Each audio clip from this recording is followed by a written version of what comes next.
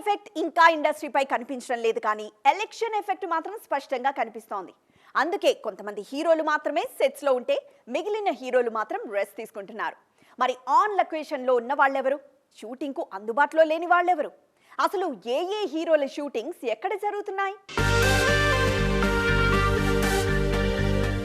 కొన్ని రోజులుగా non stop shooting లో ఉన్న చిరంజీవి విశ్వంభర నుంచి ఈ వారం స్మాల్ బ్రేక్ తీసుకున్నారు.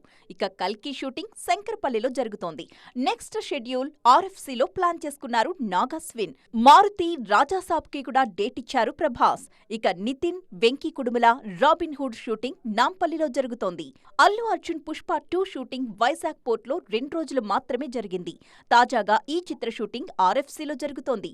ఒకవైపు తెలుగుదేశం ప్రచార సభల్లో పాల్గొంటూనే బాబీ సినిమాకి కూడా డేట్ ఇచ్చారు NBK. ఈ చిత్ర షూటింగ్ RFCలో జరుగుతోంది. గేమ్ చేంజర్ కొత్త షెడ్యూల్ వైజాగ్లో జరుగుతోంది. ఇప్పటికే లొకేషన్ నుంచి ఫోటోస్, వీడియోస్ లీక్ అయ్యాయి.